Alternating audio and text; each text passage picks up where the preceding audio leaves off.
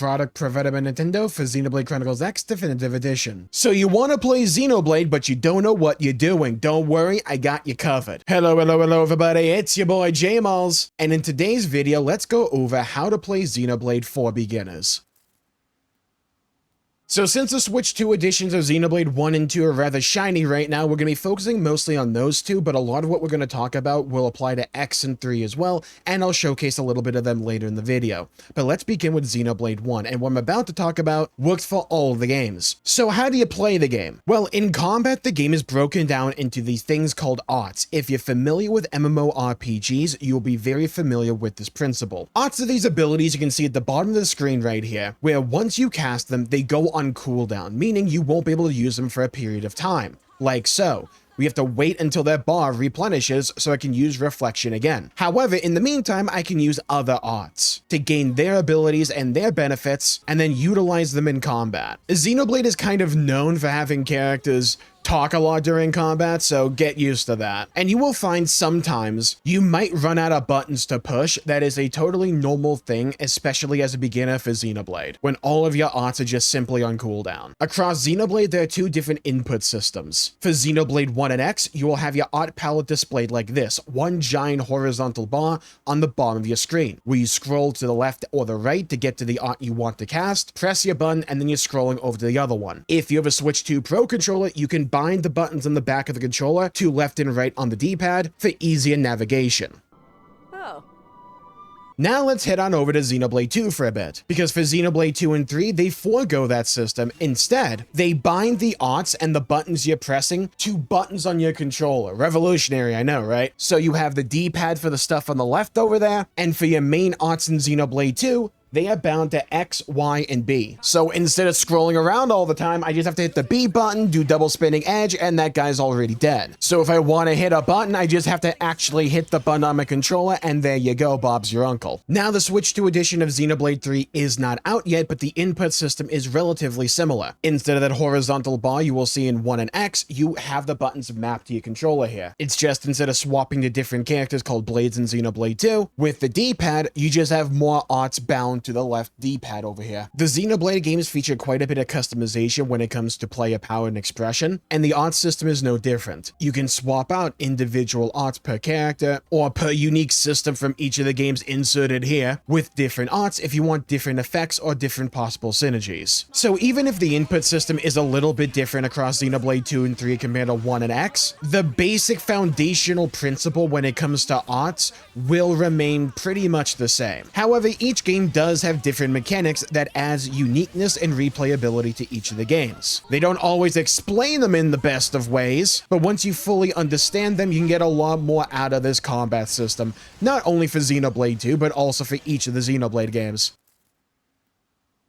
Now, if I were to give a full breakdown and guide for each of the Xenoblade games, we would unironically be here all day. There are a lot of guides and resources if you want to min-max. The purpose of this video is just give you the rough outline for how each of the games play. So let's begin with Xenoblade 1. As we covered before, Xenoblade 1's art palette is the long horizontal bar here. If you want to hit your buttons, you're gonna have to scroll on the D-pad or the back of your Switch 2 Pro controller to get to the art you want to cast and then press it. I am personally of the opinion that I think Xenoblade 1 is probably the most simple game of the series when it comes to getting a good grasp on how the game plays. Again, there's a lot of complexity for each of these games when it comes to min-maxing. When it comes to getting a rough grasp on how the game plays, Xenoblade 1 is quite simple. The character you're going to start out with in Xenoblade 1 will be Shulk. He's the main character. He is also really simple to play and straightforward. One of your main sources of damage will be this ability called backslash. It's rather simple. If you attack an enemy from behind, you do more damage. Ignore the level difference, but you can see I am behind this frog guy, so it's highlighting backslash saying, hey, I'm in the right position to gain the most benefit out of this ability. So I can press it, he backslashes, and he can't sustain the back shot. It was too gnarly for him, and I got some sticky mucus, and I don't know how I feel about that implication. A lot of the characters in Xenoblade 1 will kind of just boil down to, if you read the art and what it does, you'll be pretty much fine. Like, this is a heal.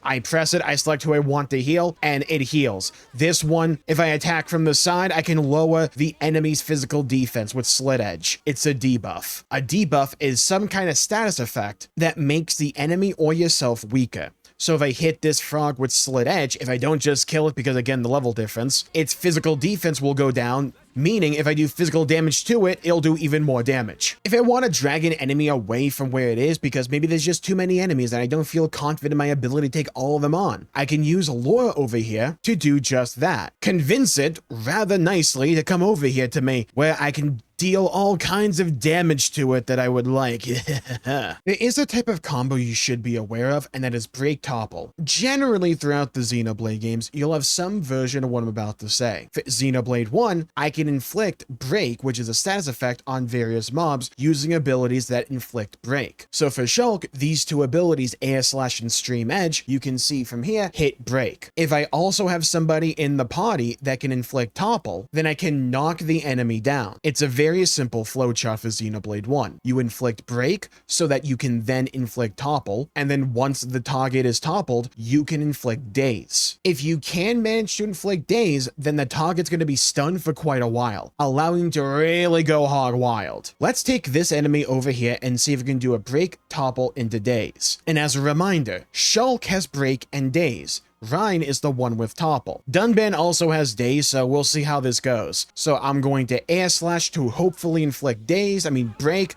That worked. I have to wait for Rein to hit Topple. There we go. I can hit Shaker Edge to Daze. And now for this entire duration, this guy is stunned. This is another mechanic for Xenoblade 1. Shulk has this thing called the Monado, and basically various mechanics will call for you to use a Monado art. The game will fully explain this system in detail. I won't go over too much of it today. But you could see there, I managed to get a Daze combo inflicted upon that target, so I managed to stun him for quite a long time. Now, as I mentioned before, most of the characters in Xenoblade 1 will be relatively straightforward in how they play. If you just read their arts, you can pretty much figure out what you're going to need to do in order to at least beat the game. Melly is a little bit different here. She is still really simple, it's just, I don't think the game does a good enough job explaining how she fully works. Melia is a caster. She can hit things, don't get me wrong, even drop kick somebody if she needs to. However, she is a wizard pretty much, and she can cast these elemental orbs above her, and she can stack 3 of these on top of her. So I did fire and I did wind, and you can see I have a fire orb and a wind orb on top of her. Whenever I have one of those orbs on Melia, they apply a buff depending upon the element. For wind, it's an agility buff. So if I'm fighting an enemy that's higher level, ordinarily it might be pretty hard to hit that guy. But with an agility buff or 2, well, I can hit enemies far more reliably. And this is the system I feel the game doesn't explain too well when it comes to Melia. That is the ability to hold her elements. Ordinarily, you're going to want to do this thing called Elemental Discharge. With the most recent orb that you use, you're just going to cast it upon the opponent and do a bunch of damage. So what I like to do is have 2 elemental orbs up and at them, and then I use my third to actually cast. That allows me to maintain the first 2 elemental orbs as buffs, not only for Melia, but for my party members that are nearby to me. All the while I can actually just cast regular spells and be good on that front, and do a bunch of damage. Melia is really dang good when you know how to play it properly. It's just really easy to get deceived initially to believe you have to just cast out all of your orbs, and you're really kind of nerfing yourself with Melia if you do so. The different elements will apply different kinds of buffs. Most of the time, if I have other party members like Rein and Dunban who are going to predominantly use strength, I like to have 2 fire orbs up. I can use summon copy, which is another art that Melia has, to copy the most recent element I just casted, so I can have 2 fire buffs on me. This is a really powerful effect for Melia, because you can just have a massive buff rolling for your party and yourself, and it's really nice. And if I just want to buff up Melia's damage, I can just do 2 summon bolts, because summon bolts effect ups ether, which is the main damage that Melia's going to be doing as a spellcaster in this game. I do have to wait for Summon Bolt to come back off cooldown in order to actually cast it, and also have an enemy that's not going to die immediately, but that's going to be the general principle for operating Melia.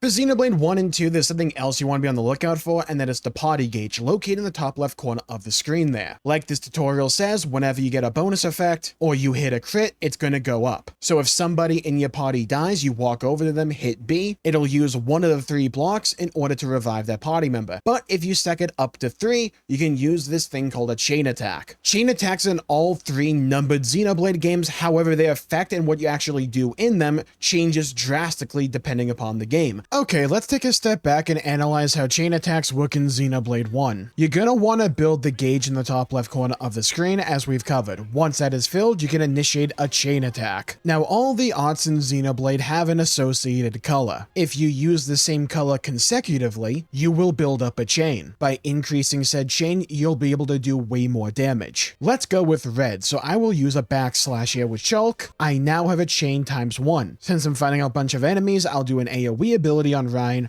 but it's also red, so chain goes up to ×2. Now on Dunban, let's use Soaring Tempest, another red one, so chain is ×3. If I hit the QTE, it is random if that will appear, sometimes. I can extend the chain attack. Every character has a talent art located in the middle of the palette. For Shulk, it is Activate Monado. I can use this talent art and continue whatever color chain I'm going with. So now I use Shulk's talent art for ×4 for the chain, and that's where the game decided to just end it. It is RNG dependent. Sometimes, if you're lucky, it can keep going and you can really pump out damage. However, you might be able to go right back into it and just continue it all over again. You can use each of your arts on your characters once in each chain attack. So you do have to pick and choose when you want to use your big heavy hitters. As your chain goes up, you'll do more damage. So ideally, you keep your heavy hitters for the end, but remember, it's a little bit RNG depending upon whether or not it's actually going to extend at a certain point, so you gotta judge what is best for you at any current moment. Let's use Dunban's Blossom Dance right now. Why not? These guys aren't particularly difficult, and that guy died immediately. Let's go for a ×4 here, and that's where it ended the chain attack. With chain attacks, it can sometimes be way easier or sometimes flat out actually doable to apply Break Topple Days. So again, it's a more matter of judging what you need at that current moment and going in on that idea. If you need damage, I'm just gonna pump a bunch of red arts. If I prioritize breaking, toppling, and dazing an enemy, I would prioritize those abilities instead of going for all damage. You can get quite a few chain attacks in any one fight, so long as the fight lasts long enough. I quite like the simplicity of the chain attack system in Xenoblade 1, and when it starts to go really long, man, it can feel pretty good. You'll get the hang of it as the game goes on. The other thing I want to mention is Xenoblade is a series about progression and customization. So when it comes to the arts, you can level these things up. You can mix and match with different arts you want to put on your palette, like I said before, to get different synergies, abilities, or whatever. And by spending various points, you can upgrade the arts. So if I upgrade this art on Dunban, you can see here, I'll gain more damage and a shorter cooldown for this thing. And I can keep upgrading it. This is one of the most important things across all the Xenoblade games, in my opinion, to keep in mind. Make sure to stay on top of upgrading your characters. And don't just leave a bunch of power on the table. And also, for the love of God, read your actual arts. I know it can be kind of dense, but if you don't read, you might miss the fact that when you discharge wind on Melia,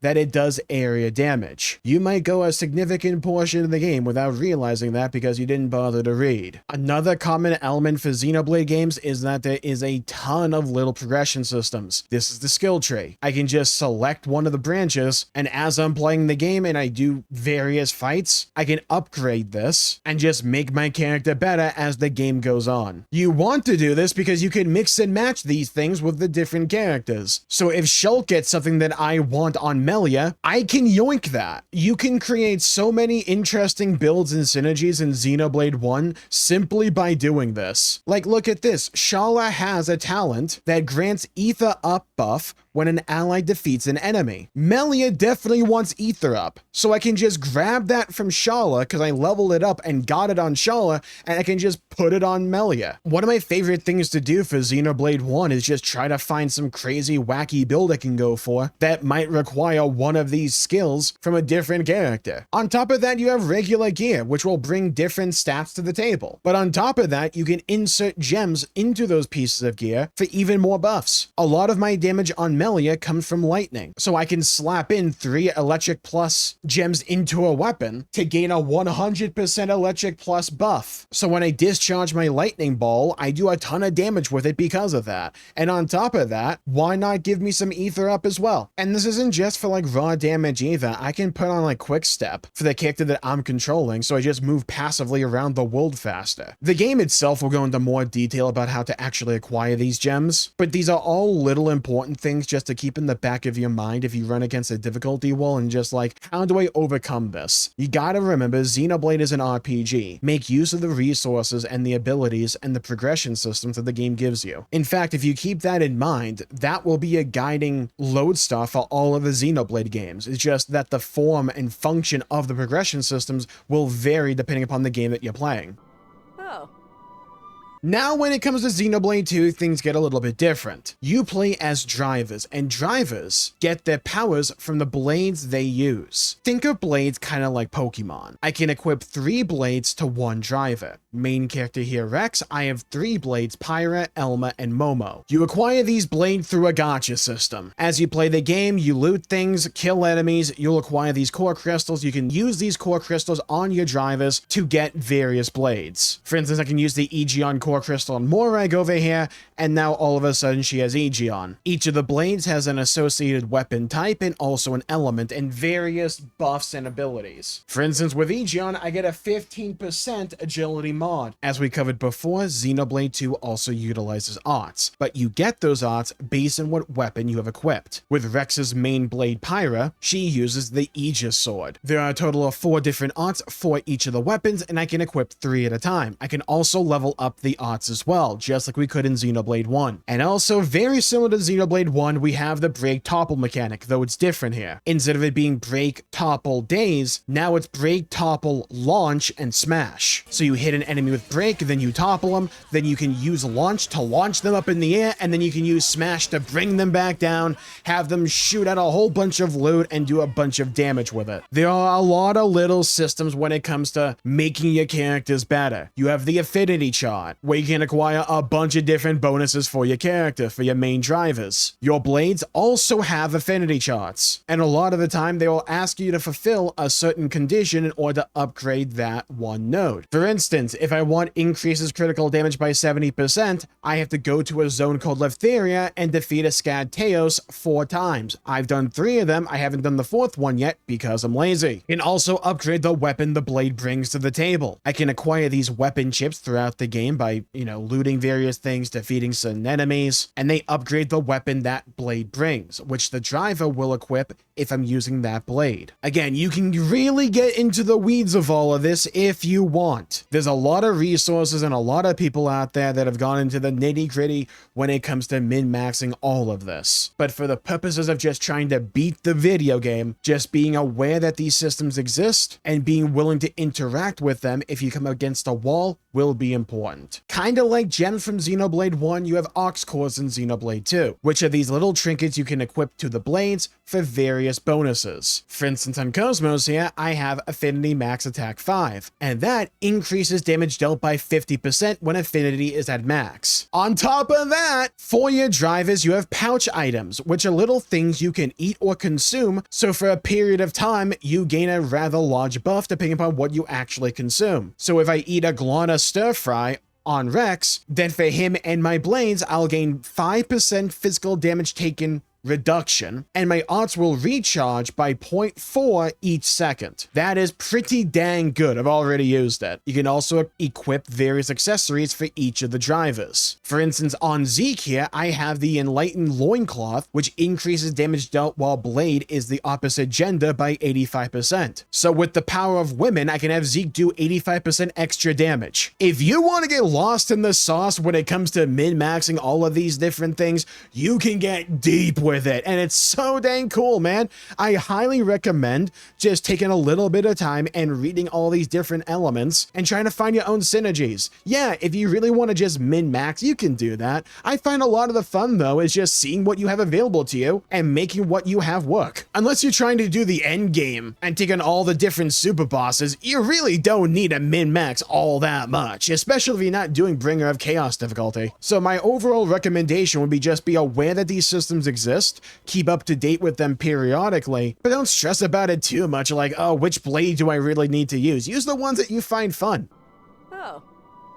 Now let's get into the actual combat of Xenoblade 2, because yeah, it still has the art system, but like we covered before, instead of that long horizontal bar you'll find in Xenoblade 1 and X, you have the buttons bound to your actual buttons on your controller here. But Xenoblade 2 also plays rather uniquely, for we haven't covered what the A button does yet. So let's attack this guy, who's a giant sack of health, so it should be pretty good for me to demonstrate what's going on here. So somebody inflicted break, probably Tora. So with Pyra, I can use Anchor Shot to topple, and then I can have the other characters launch him up in the air. And I don't think I have a smash, but here you would use a smash to knock him down and have him like blow up with a bunch of loot. But you can see here, A, heat. Each of the blades has an associated element. As I'm using my aughts and as I'm auto attacking, I'm building up my A button to use this really cool ability.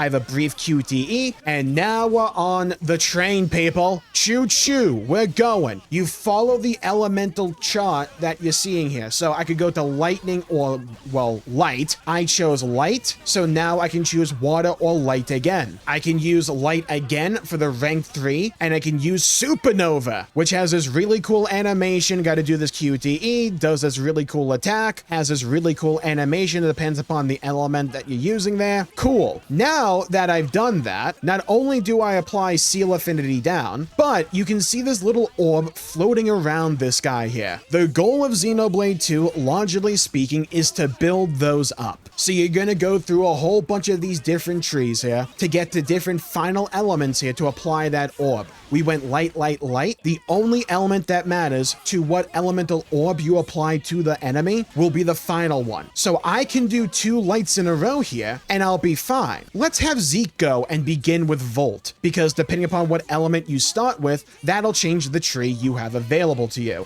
and the one that you're progressing. Okay, so I want fire here, so let's use fire. But Zeke actually has wind, which is one of the capstone ones for lightning and fire. So let's use Electrofire Storm. And then Zeke's gonna do this really cool thing with Zenobia, who is wind aspected. Here we go. Bada bing, bada boom. Giant Electrofire Storm in the room. How you doing? You love to see it, you love to feel it, you want more of it. And you know what? Screw it. Let's go back to Volt. Why not? I ask again, why not? Let's go to fire. Let's bust out Pyra here and use Flame Bolt. And Tora brings ice to the table, so I can use a different element here. I don't have to rely on Electrofire Storm. I have to rely on the AI actually using the Ice Blade in order to make this work. So it's a little bit RNG dependent if I don't have the exact element that I need. Let's see, is Tora gonna be competent? We're seeing. Let's topple. He is competent, huge. Oh my God, I'm dead. Oh no, terrible timing, no. Okay, well that was a failure, but we keep marching on. So let's work towards the fire one, Mega Explosion. I just need, there we go. I got the required amount that I need. I can use Mega Explosion now because the A button was number 3. Beautiful, love to see it. We do this, and there's a flow when it comes to the combat of Xenoblade 2. You're just going through the different lists to try to get a bunch of different elements applied to the enemy, and we'll get into why in a moment once I have a good number that I'm satisfied with. Now, normally you would want to apply as many as you possibly can, and when you're satisfied and you're ready, you hit the plus button on your controller, and you go into the chain attack once you have the 3 bars in the top left corner. And now you can see how this all synergizes, because each of those orbs that we applied,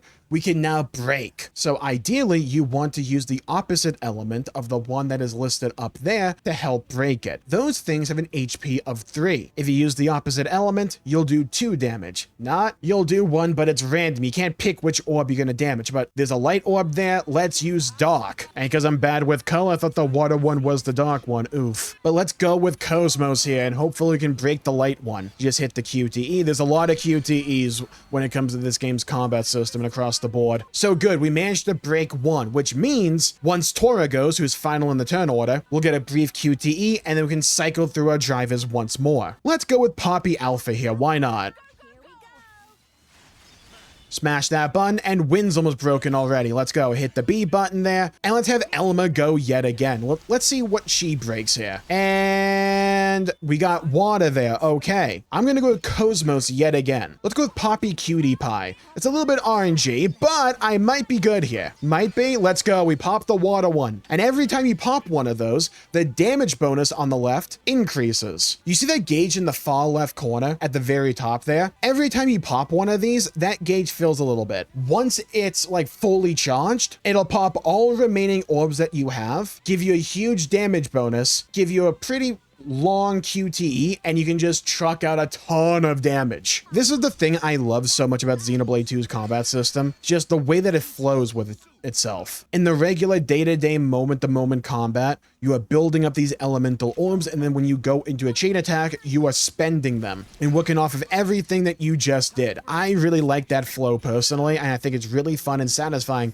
especially the more you start to synergize with it, the more blades that you get, so you can apply even more elements, and the better that you get at this, it gets really fun to min-max this kind of stuff, in my opinion. And you can do a ton of very safe damage, and even start to truck through a bunch of super bosses. It's really dang cool. Now, I didn't have enough like orbs applied to actually do a full burst there, but the boss is dead, so winners win, you know what I mean? Okay, so this is a much better chain attack than where I was. So we have all the elemental orbs here, now we want to pop them all. And when you get the gauge filled, everything will pop and you get a full burst. Look at that damage percentage over there. Oh my god, this dude's about to melt. He is about to melt. You just saw him. His HP disappeared. It's a figment of your imagination. And we're still going, by the way. Look at the damage going out here. Oh my god. That's a lot of damage, isn't it? And when you do stuff like that, it's really cool and fun. It's one of the most rewarding elements of this entire combat system, in my opinion,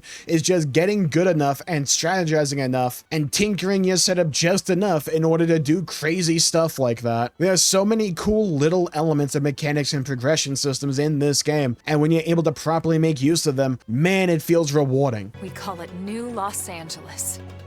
Welcome to NLA.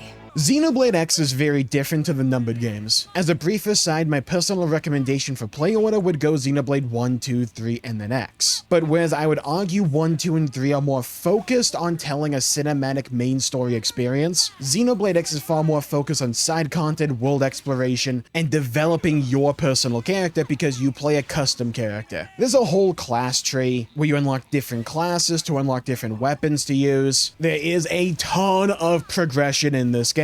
But when it comes to combat, mechanically it functions pretty similarly to Xenoblade 1. You have a horizontal bar of arts at the bottom of your screen, and in Definitive Edition, we get the ability Quick Cooldown. At the start of each fight, you will have a full gauge, and you spend that gauge over the course of the fight to reuse an art even if it's on cooldown. It is a lifesaver and makes the flow of the combat so much smoother. I love this thing. However, unlike Xenoblade 1, 2, and 3, you do not have chain attacks in this game. They have been replaced with a system called Overdrive. I love Overdrive. Overdrive is awesome, and if you get good at Overdrive, you will obliterate this game. Now, what is Overdrive? Once you accrue enough of a resource over the course of combat called TP, you can activate Overdrive. Once you're in Overdrive, things start to ramp up, literally. Your goal is to stay in Overdrive. To stay in Overdrive, you have to build up to 3000 TP yet again. There's also combos that you can do in Overdrive that extends Overdrive, and when you get good at it, you can just pretty much keep it up infinitely. But the longer you stay in Overdrive and the more you level it up over the course of your Overdrive session, you'll get faster, you'll get stronger, and yeah, that's kind of it. You just get way faster and way stronger. It is so dang good, because this gets absolutely ludicrous in terms of what you can do. Remember how I talked about arts having a color associated with them in Xenoblade 1 when we went over the chain attack system there? Well, arts in Xenoblade X also have a color. Depending upon the order of colored arts you press, you'll gain different benefits and bonuses in Overdrive. I tend to like to alternate between a buff skill or just really any other skill with my melee skills. It gets so hectic, so chaotic, but so dang fun, man. It is pure adrenaline. And one of the great elements of Xenoblade X is just how customizable it is, because you can unlock all the different classes and unlock all the different skills, and you can mix and match them to such a degree that you can make overdrive if that is what you want to do. It's really powerful in this game. You can make it really dang powerful. When you learn how to synergize your skills with the weapon type that you have and the element of your weapon, and once you start to get a firm grasp on how overdrive works and how to maximize damage in overdrive, it becomes a completely different game. It's so dang good. The boss I'm showing in the background here is one of like the quote-unquote super bosses of the game. I'm pretty sure this is the boss with the most HP as well, and you can just see what a good grasp of overdrive can do to even the big bads of the game. Now granted, I'm rather far along on this character. You're not gonna get here for quite a while, but it's all about that journey where you go from very little and you slowly grasp all the different mechanics, you learn how to weave them all together, and you get better and more powerful. There is something I really should mention when it comes to Xenoblade overall. They love to lock some of these core mechanics off until later in the game. When it comes to overdrive, you don't unlock it till later in Xenoblade X. When it comes to chain attacks in Xenoblade 2, yeah, you gotta get later in the game. You don't get everything immediately. And Xenoblade as a series is something that builds on itself as the game goes on. New LA was our beautiful lie to ourselves. Truth is, we were adrift, heading into the unknown. I hope that serves as a good introductory experience in the combat systems and gameplay loops of Xenoblade 1 and 2. If this video helped, please leave a like and subscribe. It really helps the channel out and helps support future content, and I greatly appreciate it. And leave a comment down below with your own experience with Xenoblade Chronicles. Have you played the games before? What's your favorite game? Or are you new to Xenoblade? And what got you into it? I would love to hear your thoughts, hear your opinions, and hear your perspectives. And I'll cover Xenoblade 3 far more extensively when we get around to the Switch 2 edition of that game. And when it comes to my favorite game of the four, well, that would be Xenoblade Chronicles X. So if you want more of an understanding about how Xenoblade X works and operates, you should check out this video right here for more. Thank you all for tuning in. Stay safe, have a great day, and I'll see you all next time. Bye-bye, everybody. Until we meet again.